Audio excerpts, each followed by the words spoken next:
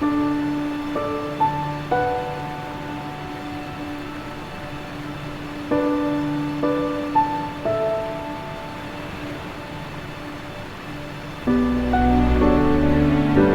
we were out feeding, and for those of you who don't know me, I cook for Open Doors Family Promise Emergency Shelter, and I see houseless children every day. I know Family Promise is an amazing program and the children are safe and on their way to housing. I see those children and it makes me sad that we have so many families struggling.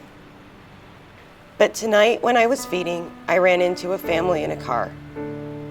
When I walked to the window, this little angel popped up her head.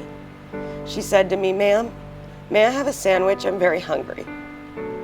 I smiled at her and gave her the whole bag. I told her I'd be back, and as I walked away, I couldn't stop the tears. My heart broke for this beautiful, dirty-faced child. I saw the shame of the parents, and my heart broke for them as well. When I came back, after I composed myself, the mom gave me a hug with tears pouring down her face.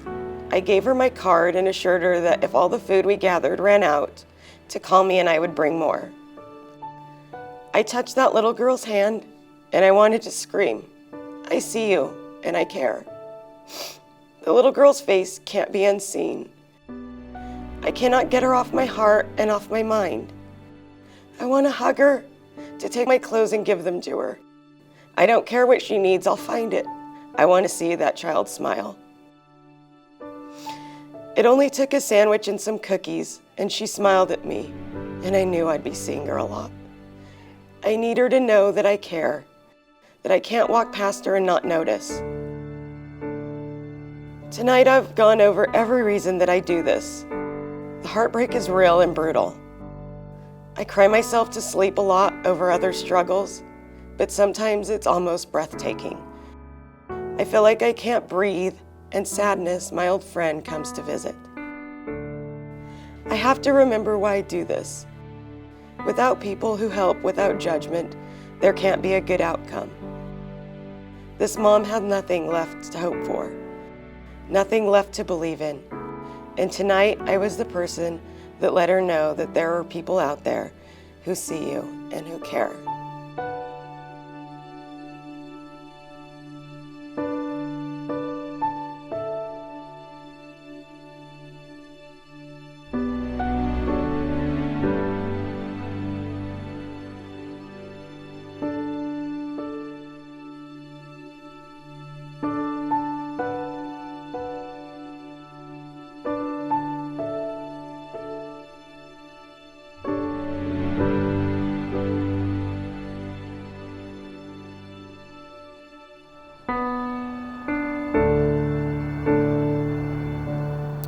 You know, a dream is like a river, ever changing as it flows.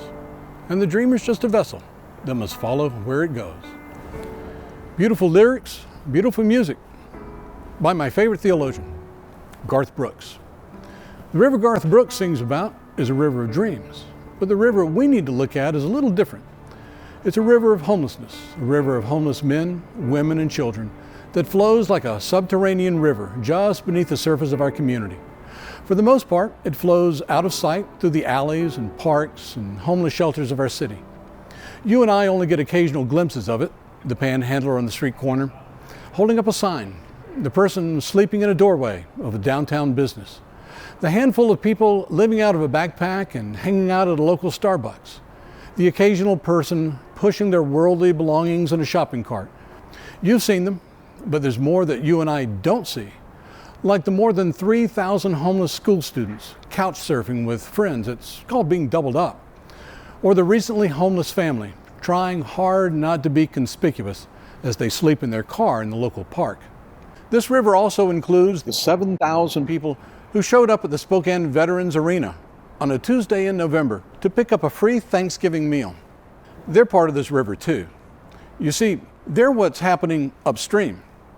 But we as a community haven't made the connection yet that those struggling families may prove to be the upstream reservoir of tomorrow's street homeless. Ever ask yourself just how wide and deep this river of homelessness might be? Just how many people are we talking about? As part of this documentary, we wanted to take a fresh look at the number of homeless in our larger community. But we were immediately confronted with a problem. You see, how we define homelessness determines how many homeless people we count. For example, the annual point-in-time count, sponsored and required by the Department of Housing and Urban Development, defines homelessness in narrow terms of sheltered and unsheltered. In other words, you're homeless if you're staying in a homeless shelter or transitional housing, or if you're unsheltered and sleeping under a bridge somewhere. But under the McKinney-Vento Act, which tracks homeless school students, the Department of Education defines homelessness as not living in your own permanent residence, including being doubled up or couch surfing with family or friends. I think the biggest piece of it that I would like others to understand about families that at least that I work with is these aren't the families that we think of, oh, they're out on the streets, they're sleeping under a bridge. These are families that are doubled up, staying, 3 generations in a family because they don't have someplace else, or they're staying with friends that maybe they just met last month, and which puts themselves and their kids at risk because they don't know them well enough. They don't know their background, they don't know what's going on, but it's better than sleeping on the streets. These aren't the traditional, what we think of as the homeless population. These are families with kids that are walking their kids to school every day, that are coming to parent-teacher conferences, that are, hanging out and picking up their kids after school. They might be standing next to you and you don't know that they're struggling. Let's illustrate this from the Spokane Valley. The 2019 point-in-time count showed only 30 homeless individuals in the Spokane Valley.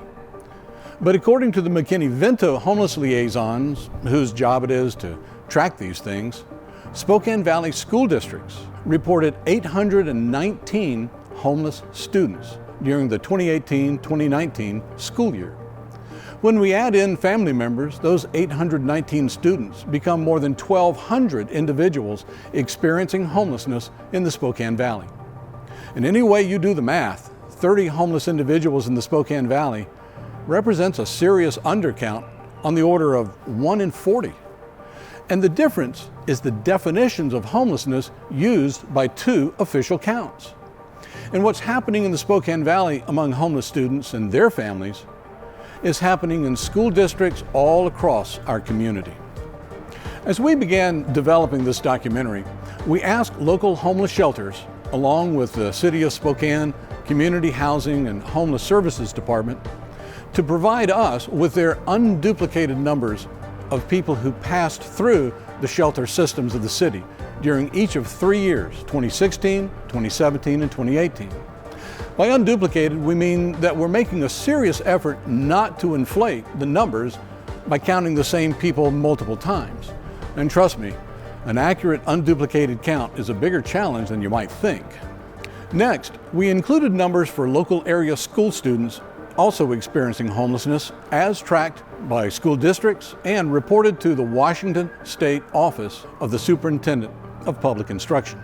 We also made allowances for their families. After all, if the kids are homeless, chances are pretty good that the whole family is homeless. Finally, we compared our revised numbers with those recorded by each year's official point-in-time count. The results caught our attention.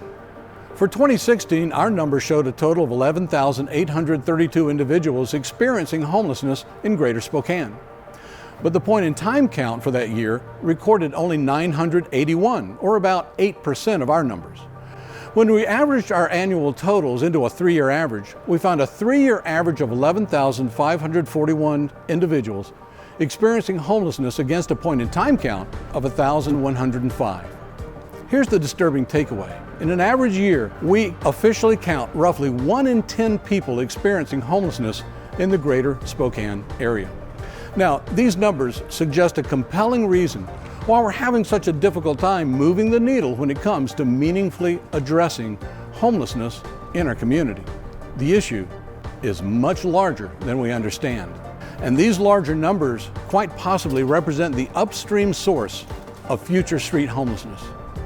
The numbers strongly argue that homelessness is a large subterranean river that flows through our community, and caught up in this river of homelessness like human flotsam are the moms, dads, and kids, all experiencing homelessness as a family.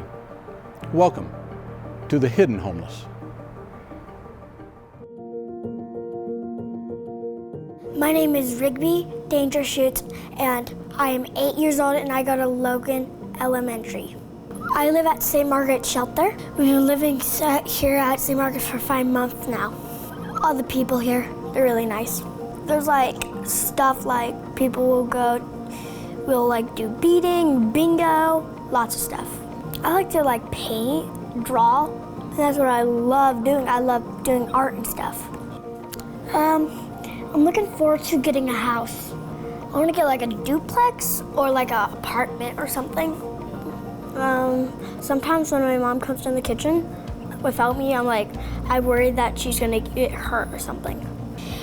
Her name is Kelly, and she is a very nice person and very sweet and kind. I want to protect my mom at all times because I love her. Wait, hang on. Homeless families are the hidden homeless of our community. So hidden that we as a community have more than 3,000 homeless students in our local school systems, along with their families, without ever knowing about them. These families aren't sleeping on sidewalks downtown or panhandling on street corners or camping on the steps of City Hall. They're just trying to get their lives back.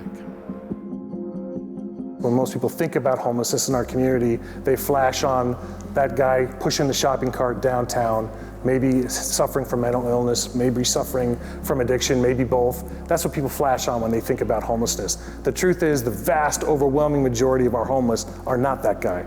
The vast overwhelming majority of our homeless are families. They're moms and dads with kids. And they're sleeping in cars, they're sleeping in shelters, sometimes they're sleeping in tents, they're couch surfing with their friends. This is the true epidemic of homelessness in our community.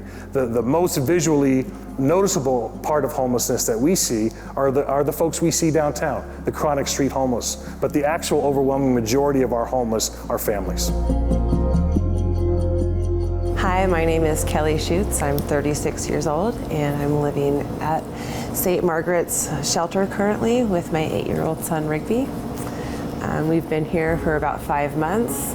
It's been a journey, I'd say. When I was in my 20s, I had issues with addiction. A couple years back, I was in a really bad DV relationship. Kept going back to him, and the kids were eventually taken out of the home because it was an unsafe environment. So there was a lot of stuff that happened in between then and now. I just got custody back of my son Rigby in March. So for me, St. Margaret's has been a huge thing in my life. I had to have like a stable living situation in order for me to get custody back of Rigby. And because this place, St. Margaret's gave me that, I was able to get my son back, which has been a huge game changer in my life. He is, everything to me. He's my motivation for everything I do in life, every single day. Every day I wake up, I eat, sleep, breathe Rigby, and that St. Margaret's has helped me tremendously with that. And, not only have they given us a place to stay here for the past 5 months, we have a month left, but they're giving us a housing voucher. And with that housing voucher, we're going to be able to get an apartment or, a duplex or something along those lines. And so they're really going to be sticking with us for a long time. Gregory Greer is my name. This is my daughter, Savannah Goodman. I'm 32 years old, and I'm from St. Louis, Missouri. So what happened was, me and my parents we wasn't seeing eye to eye. I had lost my wife, my daughter's mother had died, so I wanted a big change. So I could have stayed in St. Louis, so I moved to Utah, met my girlfriend, Then we moved to Spokane, Washington, and everything didn't go to a plan. So we ended up at the shelter, tried to go from there, and I'm still here. And I see things getting better, Family Promise is a national organization that serves families experiencing homelessness. And for the past 2 years, Family Promise of Spokane has operated the Open Doors 24/7 Family Emergency Shelter. Really, our mission is to end the cycle of homelessness for families in this community. When we meet people, we usually meet them on their worst day, the day they become homeless with children. And so they are hurting, they are tired, they're ashamed, And we really want to pour into them, equip them to bring them to a point to where they are happy, they are healthy, they are thriving in their lives, in the community. And so that's our mission.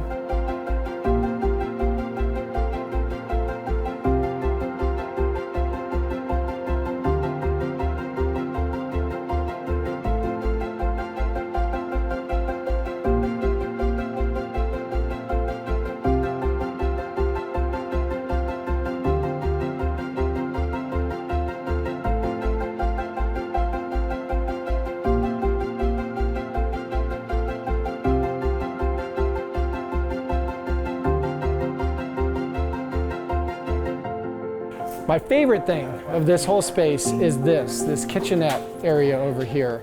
So 3 different times in our old space, I've walked in the kitchen and seen a mom just crying. And I asked her, what's going on? Why are you crying? And she said, I'm fine. It's just, we've been living in the car for the past 2 weeks and I've not been able to make food for my own family. So this is the first time I make food for my own family.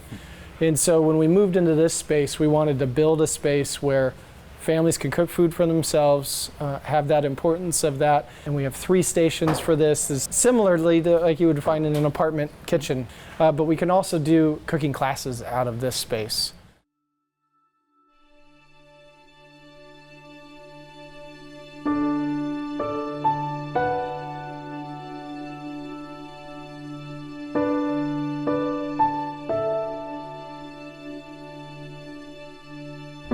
No one plans to be homeless, and no one plans to end up sleeping here.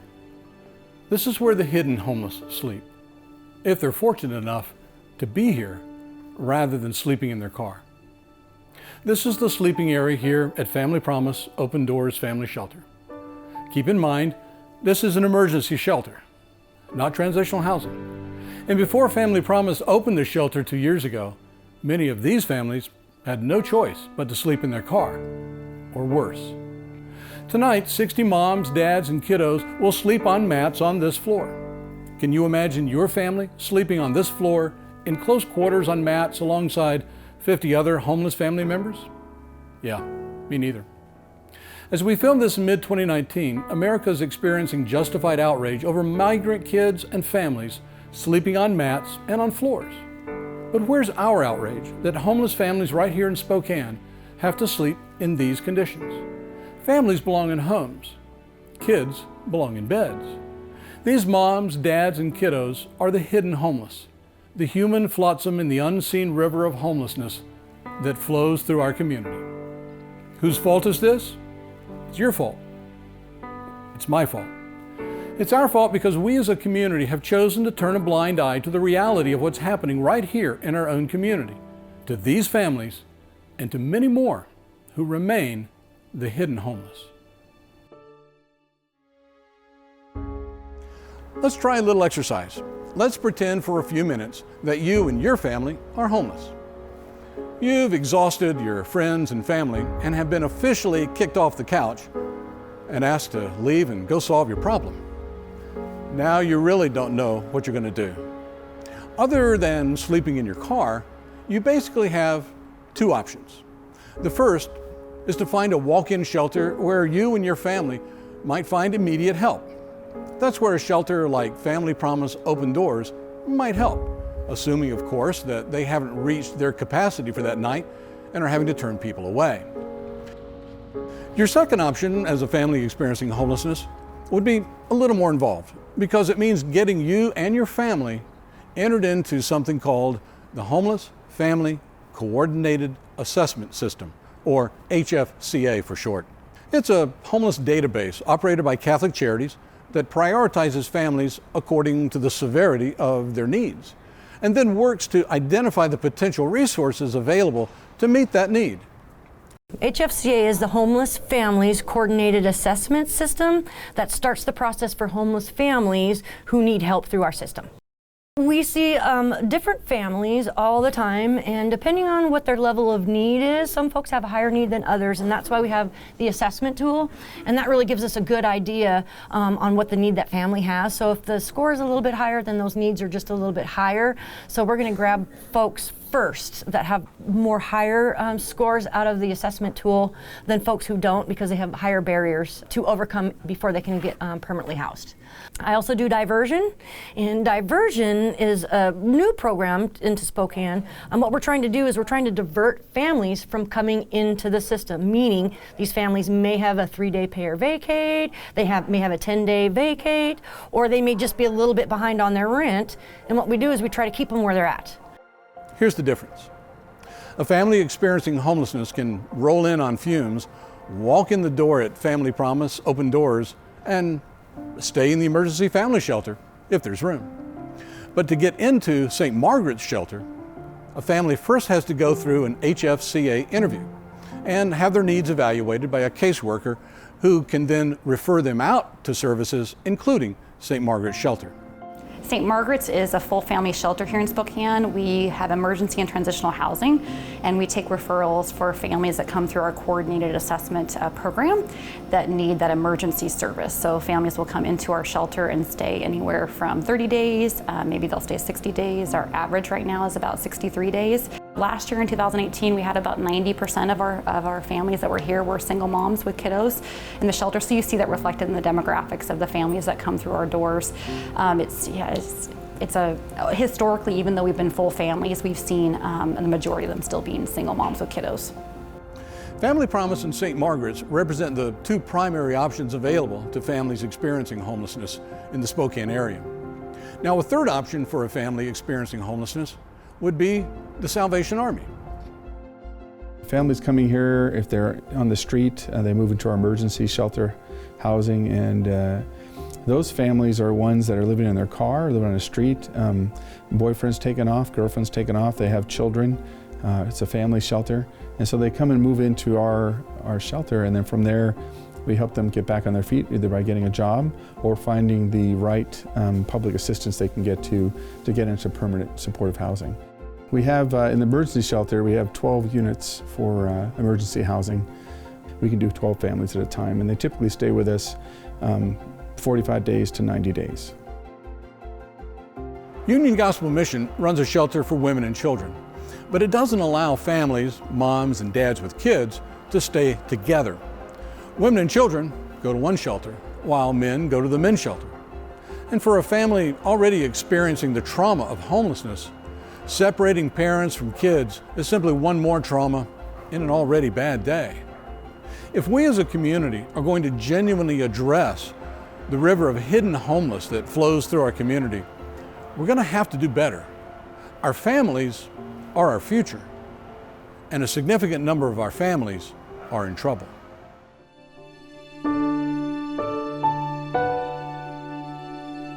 In our journey alongside families experiencing homelessness here at Family Promise, we've interviewed numerous staff and families about their journeys through homelessness. And most of those people, faces, and stories don't even appear in this documentary, mainly due to time constraints. But they've taught us some important lessons along the way.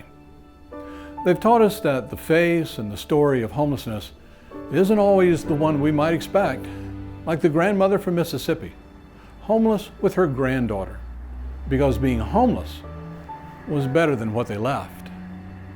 They've taught us that there isn't a single cause for family homelessness, only two common denominators: a loss of community or relationship that's left them abandoned and alone with no one to turn to, and deep personal trauma that's left them wounded and vulnerable. And at the end of the day, families experiencing homelessness are asking you and me two basic questions. Are you going to be the next group to abandon me, or will you help me find community? And are you going to add to my trauma, or are you willing to help me heal?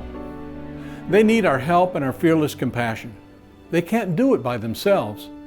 If they could, they wouldn't be in a homeless shelter. Let's be real for a moment. Emergency shelters and warming centers are not going away anytime soon. Emergency shelters embody a tangible expression of our compassion as a community toward those in need. They also represent our community's safety net when all else fails. Adequately funding them should be a priority, with the goal of moving people back to stability as quickly as possible. It's time to get families out of their cars, off of floors and mats, and into homes and beds. The answer to effectively addressing family homelessness in our community may be you.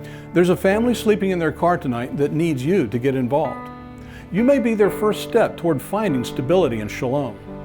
It's time for you to become a shalom maker. Struggling families need you to bring your heart, your fearless compassion, your time, and your resources. Remember, we can't change what we don't love. We can't love what we don't know. And we can't know what we're unwilling to invest with our time, our efforts, and our resources.